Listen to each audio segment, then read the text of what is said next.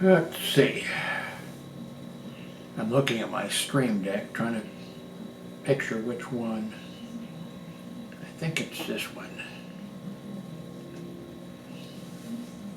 If I have that set up correct, then I'm full screen with video. If not, don't tell me what you're saying. Anyway, Jim Howard here in Fort Worth, Texas. Today's date, it is January 29th of 2021, and it's almost 7:30 p.m. What I intend to do with the Stream Deck is I'm going to make it like a 30-second or less little video that I can hit the Stream Deck at the beginning of a video, and it will do, I'll have it say, you know, this is Jim Howard, blah, blah, blah, blah. And then I would like for it to automatically insert in the day and the date and the time on this little 15, 20 second, 30 second. And that will be the start of my videos. What else? Anyway, time to push this, and I should exit my giant thing and be back. I don't know if I am though or not. It's kind of dangerous, especially when I make a long video. Oh man, do I hate that when I make a long video and I get all done and I realize that just like I realize now, I forgot to turn down the air pump. So let me do this and turn down the air pump so that I don't hear it.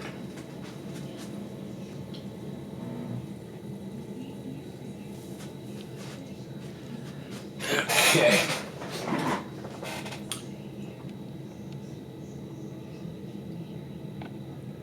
I'm back in living color. Let's see, we ordered in today from early this morning, like 6 a.m. in the morning. We got a small food order, a little bit over $50 from Amazon Food. We normally go, and I paid for that. It was a small order. My ex-wife does the food ordering, and she insists on ordering from Walmart, and it's delivered by Walmart. Amazon, their food delivery right from the beginning, even before it's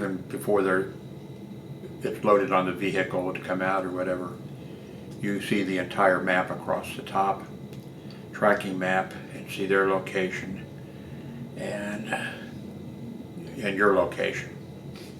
So once the delivery starts, then you see the thing, and it,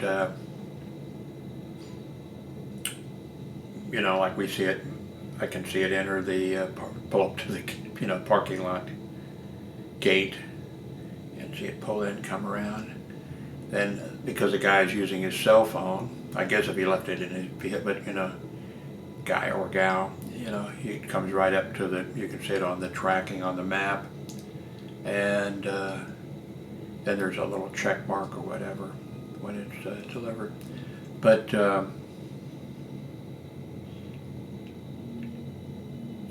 Walmart is using, at least I'm sure they vary from location, they're using GitHub or Food Hub or something rather for their deliveries.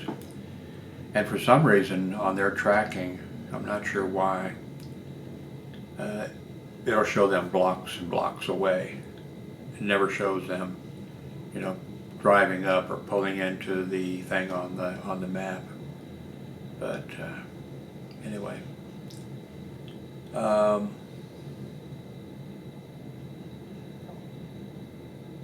What else? Looking at the news, so far my ex-wife, she got her first vaccine shot. My grown son's medical clinic, they called a week or so ago and said that in a week or two they would be setting him up for his first virus shot. I think I'm on a list with Walmart, or not Walmart, Walgreens, a pharmacy, because I've gotten not just, I mean, direct, it goes out to an X number of people, that they will notify me when it's available, and it's however they decide.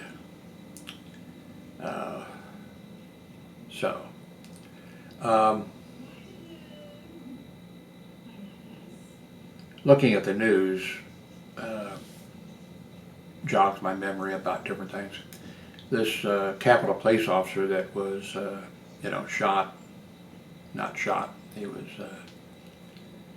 I think he was the one killed. What they used a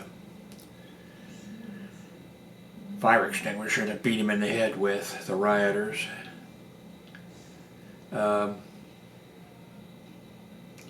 He's apparently, I mean, it's not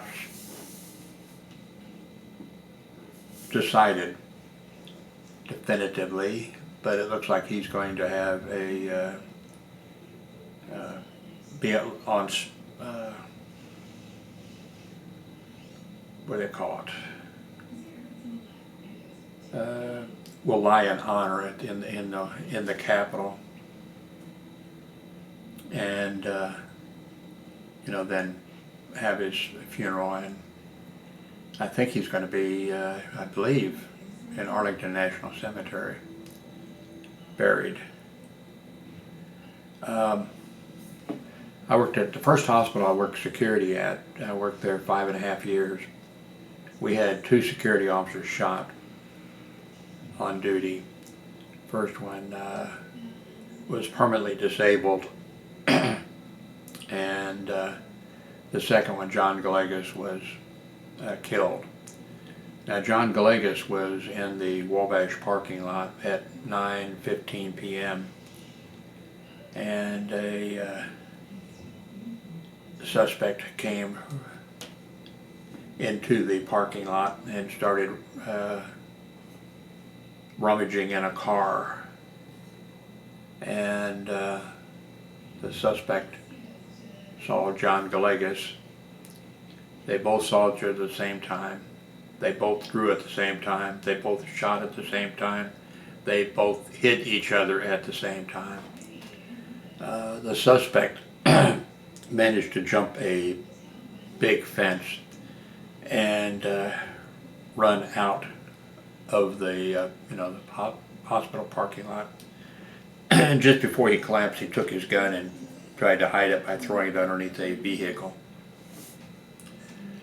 But when he jumped that fence and was running, somebody who lived in an apartment building there, a man, saw him, and he saw the entire thing. So I'm sure the police probably would have found the weapon anyway.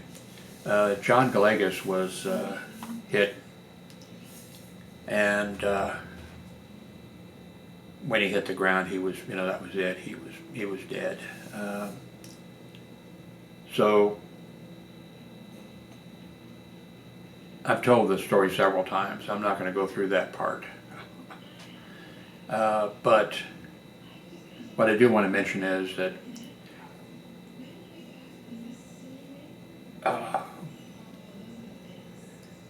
the hospital, the nuns, said they were going to put a plaque up at the hospital with a picture of John Galegas in uniform. Unfortunately, the only picture we had of John Galegas in the uniform was, he asked me, I was into photography my entire life, starting when I was in grade school. And I had taken a picture of John in the parking lot, and I had told him to draw his weapon. And he was standing almost exactly on the spot where he was shot. And so anyway, the family was told there was going to be a plaque, and the plaque was going to be yay big, and it was being put on. So the family was told that by one of the other security officers that I had taken a picture. I'd taken actually several pictures of him, but I don't remember. I do, which. The family said, Frank Cipolla told us that you had, and I said, yes, I did. I said, of course, I'm very sorry about John, and we were friends and everything, and so I said, I'll get the pictures and the negatives for you, and I did. And they picked, I'm not sure, I can't remember how many I took, 3, 4, 5, something like that. And of course they picked a picture of John with his weapon drawn. And so anyway, the nuns at St. Joseph Hospital, they decided not to put the plaque up because they said, well, we're building a new hospital way out, south. We were in a black neighborhood. I know it was a black neighborhood. I can say that because I lived a few blocks away, I lived a few blocks away most of my life. When it was even a black neighborhood. When my parents moved there, it was a white neighborhood. Then it became a black neighborhood, and we still lived there for a long time. So anyway, the nun said that they were going to put the plaque up at it was like, hey, this isn't a plaque that you have to mount into wall, marble, whatever. This was just going to be a wooden plaque, hanging on with a nail, on a wall. And but anyway, they said they were going to have it at the, out at the new hospital when it was built. So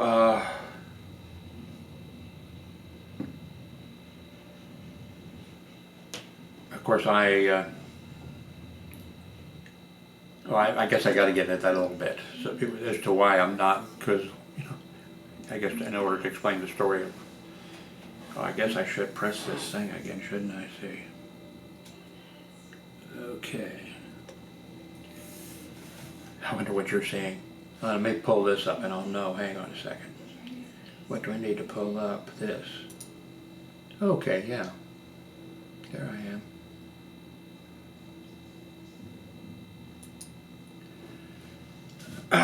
So I guess I do need to mention that a little bit, because if I had stayed on there might have been my input might have been a different, why isn't the plaque, at least in the very, of course nobody went to the security office, but anyway,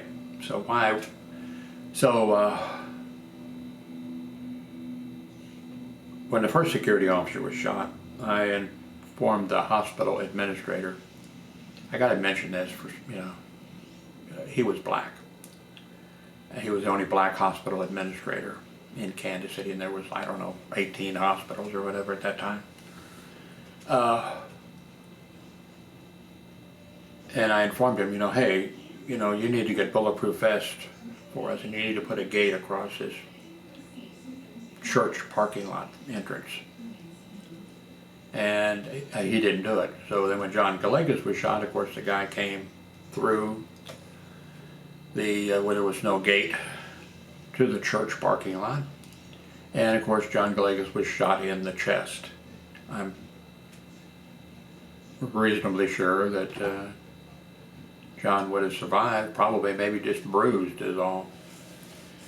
So when the hospital administrator pulled in that morning, I went over and I said, there's John's blood on the ground. Now, are you going to do what I told you needed to do a year or so ago? Blah, blah, blah, whatever, something like that. And he said, maybe I'll get you guys a horse. That was the wrong response to me. I sent every doctor on the medical staff, because their parking lot was right. In fact, that's where the shooting took place, in that section of the parking lot. I sent, and they all went. Those doctors were my heroes. every one of them went. I went over and I said, there's Sean Galegas' blood. I just talked to the hospital administrator and he said blah, blah, blah. And they went to his office. And he sent out the assistant administrator of the hospital after like 45 minutes and acted like he was going to his car, you know. And then oh, I guess I don't need to go, Jim. Oh, by the way, we're going to put a gate across here. We're going to get bulletproof vests for you guys. And he went back inside. So I stuck around until they did. It took a while to get them, probably to get the nuns to open up the little purse, you know. And I stuck around. It took a few weeks until they got the bulletproof vest and until they put the gate up. I didn't wear one of the bulletproof vests when they got 10 of them because there were 10 of us. I didn't put one on because I knew I was going to be leaving. I didn't want somebody to get of course there's a liner that it goes in that you can wash, but I didn't want somebody to have to put on a used, you know, bulletproof vest because I knew I'd be leaving because I knew my name would have been circled. And so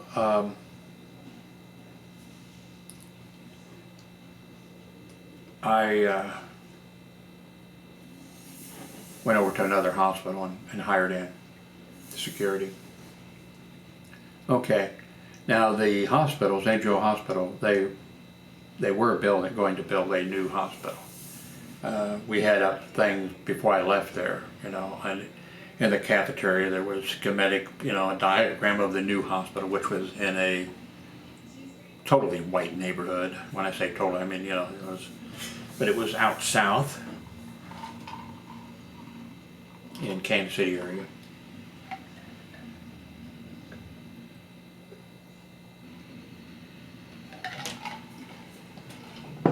But I knew I wasn't going because my name was circled. And one of the security officers there said, "Oh, Jim, everything's going to be so great when we go out to this new hospital, you know, and everything." Of course, I didn't tell him that I knew. I was just waiting for the vest to come in and everything. And he says, "Oh, it's just going to be great." He says, "They'll be, you know, they're going to have sergeants." And I said, "Oh, well, we had 10 security officers, you know, total for where we were.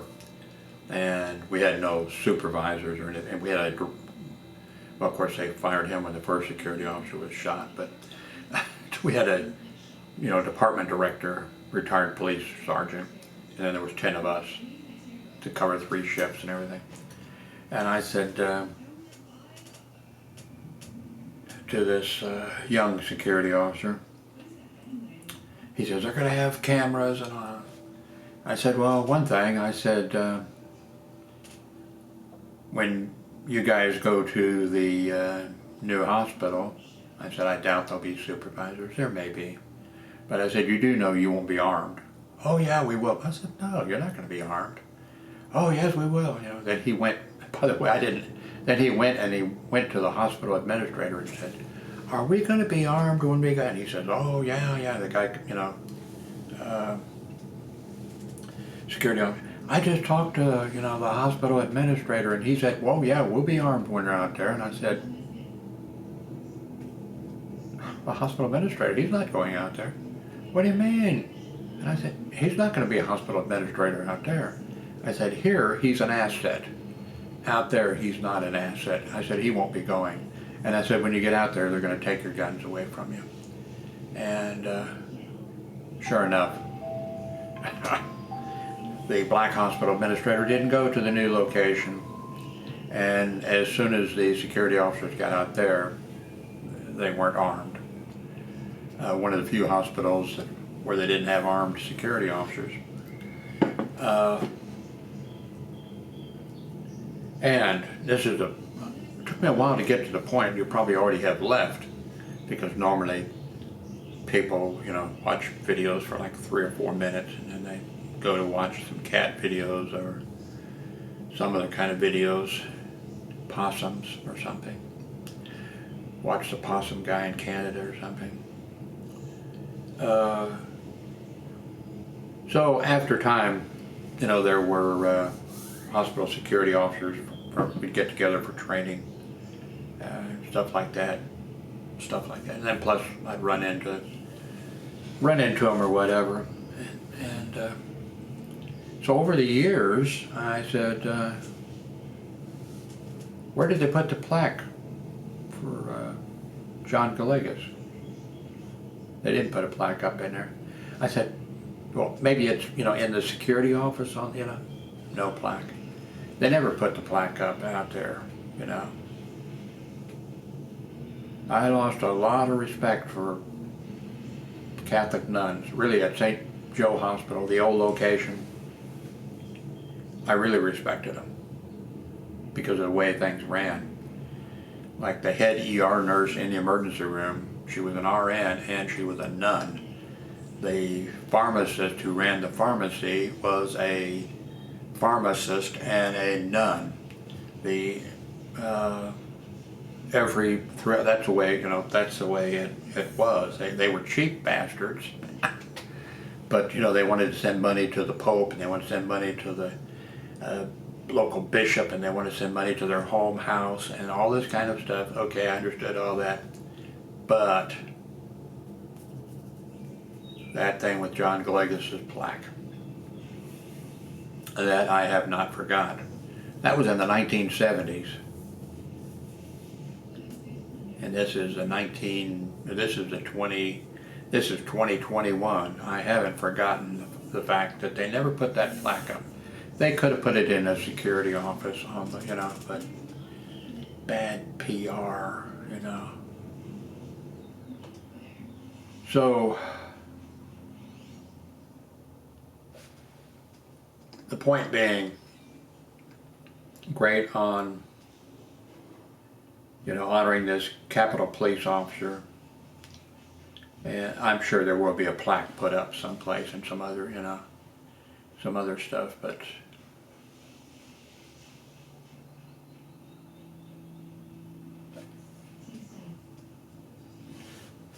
so since I'm talking about the old St. Joe Hospital, if you're in Kansas City, Missouri, if you know the area, in the 1970s, you know, the St. Joe Hospital was in downtown Kansas City area. Not downtown Kansas City area, but, you know, 31st and Prospect, Linwood and Prospect. And then it moved out to the suburbs, which is not unusual for the nuns, because when they came to the Kansas City area, whenever that was, I should know because they had a thing for the nuns, because I took a few pictures for them. They had a big glass cabinet at the place, the old one, you know, and they had some pictures of their old hospital, which was in downtown Kansas City when these nuns came from wherever they came from to, I guess it was called Kansas City then, and these strange penguins showed up, you know, and they built a hospital downtown for a little bit, I believe, because I saw the pictures of it, ancient pictures, you know. Then they moved, and that's to move to the location where I worked there, you know, 31st and Prospect, Linwood and Prospect area. And when they moved, that was like 31 blocks from downtown Kansas City, Missouri, and it was like out in the woods. And the people of Kansas City were like, these nuns, they're wearing that, you know, stuff on them, that they're nuts. They built a hospital out in the forest, out in the woods, out there, and it's way out. And then of course the city moves. And by the time I had my tonsils out there when I was a kid, wife, well, she wasn't my wife, but when she was like 5 years old, she was one of the last kids to get polio, and she ended up being in St. Joseph Hospital for a long time, recovering. But then that hospital was, and then of course when, but got sidetracked.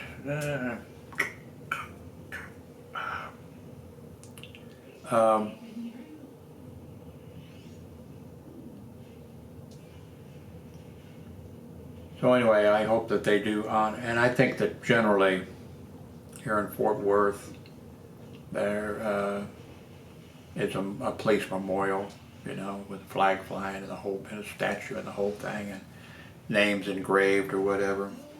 So I hope this Capitol Police officer is remembered, and I'm sure he will be. I just hope he's, well, it'd be great if he was the last police officer to be shot, but that's not going to happen. It'd be great if he was the last Capitol Police officer to be shot, or he wasn't shot, but I mean killed in the line of duty. But I'm afraid he won't be, especially the way things are sort of looking.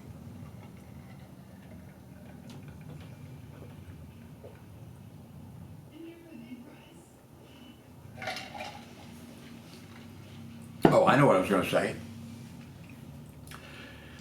The old St. Joseph Hospital.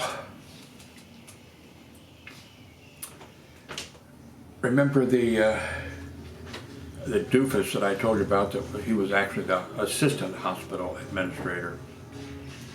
That's the one that came out and said, "Oh, Jim, by the way, we're going to get bulletproof vests for you, and we're going to get, you know, a gate put up there across whatever." So I guess he got a little bit of autonomy. I mean, he was, until that time, and how old would I have been? I don't know, anyway. See, I got married at 26. I was married when I was married before I worked security when I was a welder, but how many years was it? I don't know, 30, let's say I'm 30 years old, 32, 33, I don't know how old I was then. I'd been a welder, a boiler maker, all kinds of stuff. I didn't know what a suck-ass was. I didn't know what a ass-kisser was. Because welding, you just did your job. You had your hood on, you had your chipping hammer, and whatever. But, so the first was the assistant administrator there at St. Joseph Hospital. I could not believe it, that somebody would have to be that way, or could be that way, or a man could be that way. But anyway, I think it was like his idea that he came up with it or something. And we were told, okay, the hospital is going to get a mobile intensive care unit, and we're going to have, security is going to drive it, so you will have to, we're going to give you the training, you know, Red Cross, basic Red Cross, you know, not even EMT training, just Red Cross training. We're going to, you know, which they did, you know, you're going to have Red Cross training. Then you have to get a ambulance driver's license, you know, to do that. And you have to have a chauffeur's license. I'm not sure you do actually need a chauffeur's license. You need a driver's license, but but anyway, so that's what they're telling us, you know. And I told the other security officers, well, you know, they're going to give us first aid training here. There's nothing we can do about that. I'm not getting a chauffeur's license, and I am not getting a ambulance driver's license, taking the test, having to know which streets are cut through and all this kind of stuff. Kind of easy though in Kansas City, Missouri. The way the streets run, you know, names and then numbers and stuff. But I said, I'm not getting it. And the other guys were like, yeah, I think you're right, you know. So, and that's the first time, so, you know, none of us ever did that, because they weren't going to give us any more money either. But anyway, they hired EMTs. I don't know when somebody could do a search, probably in California and maybe New York City or whatever, there were EMTs. And, you know, working security,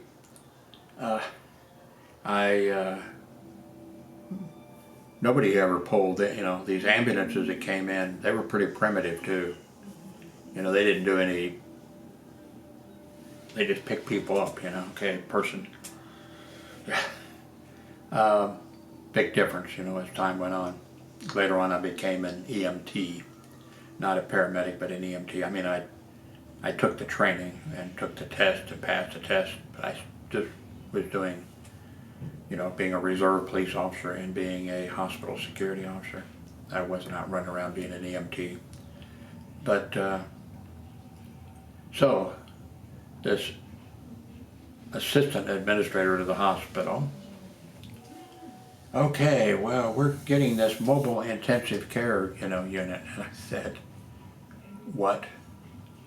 And he, actually, I'm not sure he told me. I don't think he told me. Remember, my name was circled. I wasn't supposed to know my name was circled, but I'm sure. And that was probably before, though. No, that was probably before. Yeah, it was. That's before the second shooting. Maybe before the first shooting, too. I'm not sure. Anyway, I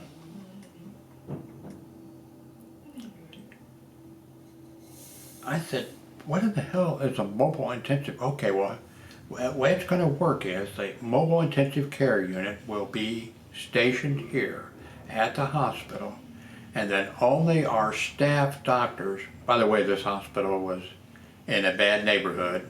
Remember, I lived in that neighborhood, and the patients didn't want to be admitted to that hospital unless the other hospitals were full, or, and you know, it was, and the doctors didn't want to come there. And although they loved the hospital, things were different back then with like insurance. I don't think you were locked in with an insurance policy or something. I don't think that, you know, you picked your primary care doctor and then, so I don't think we're different with the insurance. But anyway, so this was going to be a mobile intensive care unit, and it'll be stationed here, and then our staff doctors only, they will be able, when they can call and have it go pick up a patient at the home or something and transport them in the mobile intensive care unit. And I said, I spend, you know, I'm standing here in the emergency room, you know, at the door. You know, we're getting very few patients, and no staff doctor is going to call here and say, you know, they're going to call for an ambulance. They're not going to call and say, have the St. Joe Hospital mobile intensive care unit come to 3510 Garfield in Kansas City, Missouri, and pick up this patient and take, you know, not going to happen. Oh, yeah. And now, so the first thing is, of course, the nuns didn't go down to do it, but let's make it the nuns, you know. It wasn't the nuns. I mean, you know, they were on the board of directors. You know, the nuns kind of ran things. You know, there was a hospital administrator, an assistant administrator, and a assistant administrator that was, you know, the nun. And she ran. I mean, it was, you know. But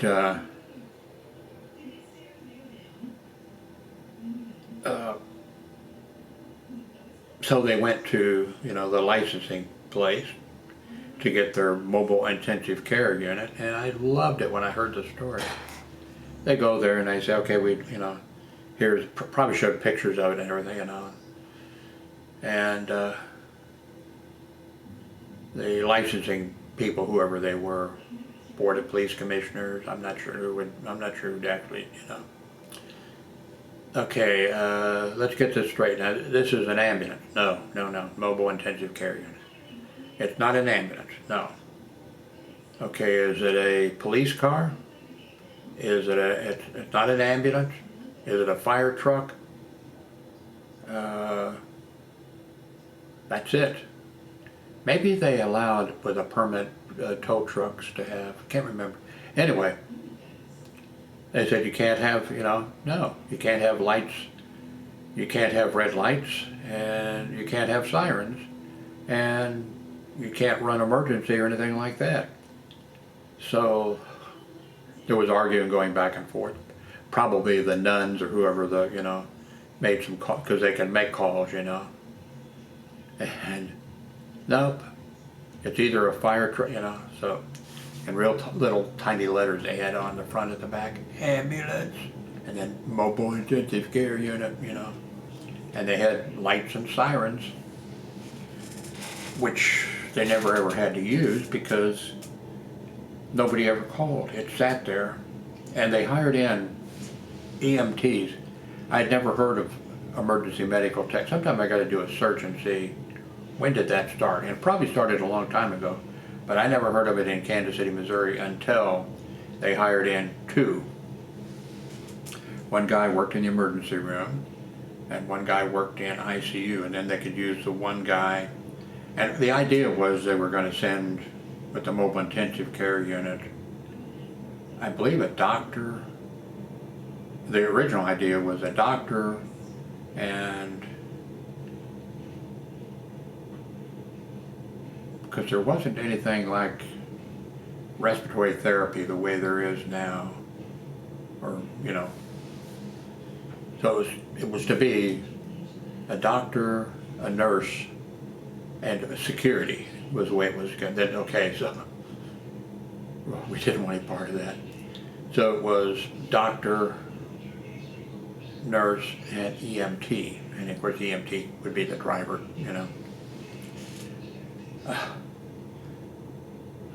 But so they hired in these two guys, and never did a call ever come in. But the ambulance the mobile intensive care unit was used one time, and I actually had to go.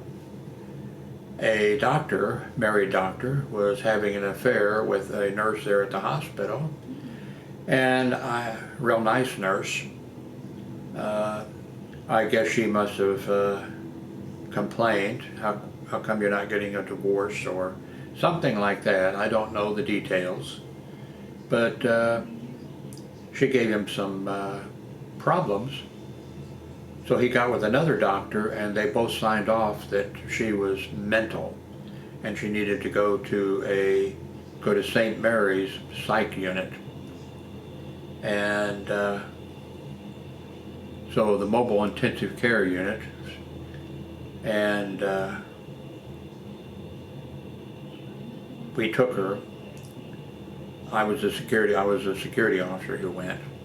So I guess the EMT drove, and not sure who else was there. I went. The nurse bit my arm. I don't blame her. And that was the first time that I was ever in a psych, because that was the first hospital I worked at. Other hospitals I worked at, we had psych units.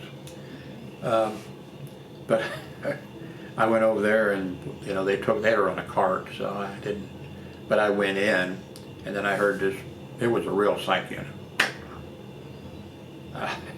I heard that door lock, and I thought, oh my gosh, I'm just going to stand right here by this door.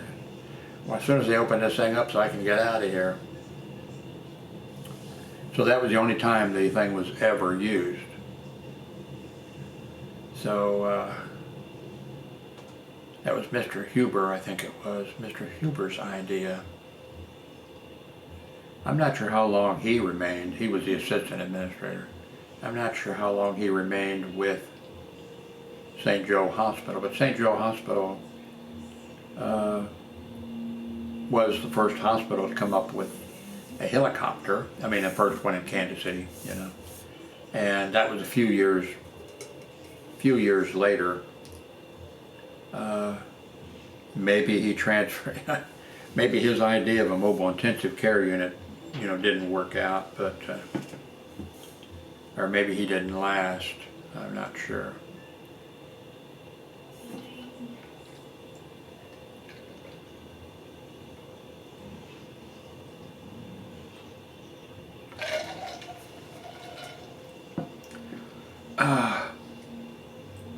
Oh, I need to. I'm scrolling this thing and you can't see it, I don't think. Let me pull this back up. Just, I'm not comfortable. Okay. Button. This desktop. There we go. Well, at least two of my buttons work here correctly. So, I guess that's it. Oh, let me show you, because I think I mentioned this the other day. Whoops, Amazon. Orders. Here it is.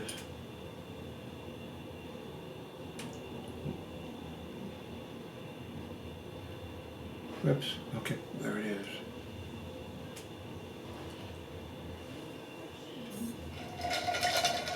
Ice. A few years ago we bought because we all sort of like ice in our drinks.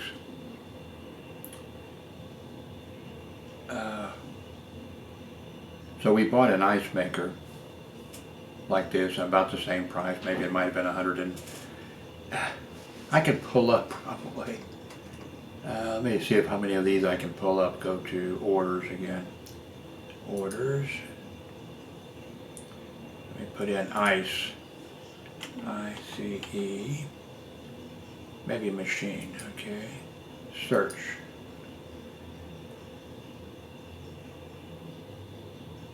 Okay, that only shows 2, but we've had more than that. These things last a year. The one we did today, we got our new ice machine, a black one. Not on the list. Well, I think you just saw it. They last about a year.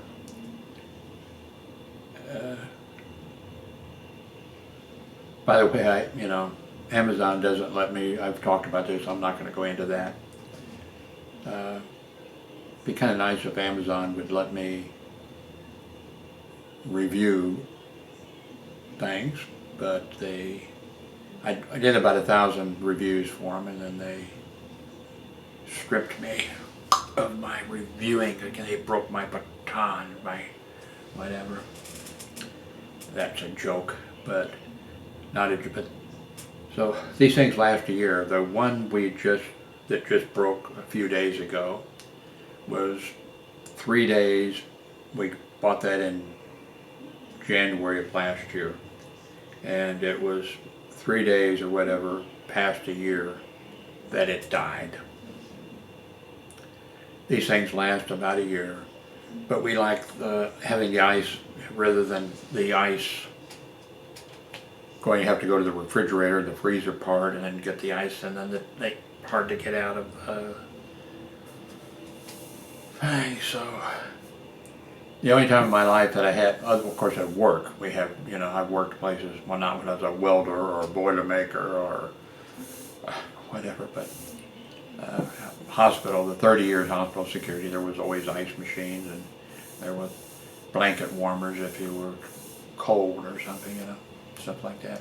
Coffee pots going all the time, stuff like that. But so far at home, I lived in Miami for 5 years, and the first place we lived in, we rented, didn't have a ice machine in the second place we moved into, so we were there a couple of years. It had a refrigerator that had an ice machine, ice thing built into it. That was nice. But anyway, so at some point here we decided, when I moved here, my ex-wife and grown son lived in the apartment that was like over here. And when I came with my grandson, grown grandson from Miami, we moved in upstairs. And then those places were 1 bedroom, 1 bathroom. And then my grandson and we moved eventually after, I don't know how long, a couple of years or whatever, moved down here to a 2 bedroom, 2 bathroom. And then eventually my grandson, his mother came here and got an apartment, not in this building, but in another apartment. And then my ex-wife and my grown son, they moved into here. And then at some point we, was one of the things, it made it much cheaper, for all 3 of us living together, instead of all 3 of us having to pay rent, electric, cable, internet, all this, all 3 of us living here. And we're doing much better, although I'm living with my ex-wife.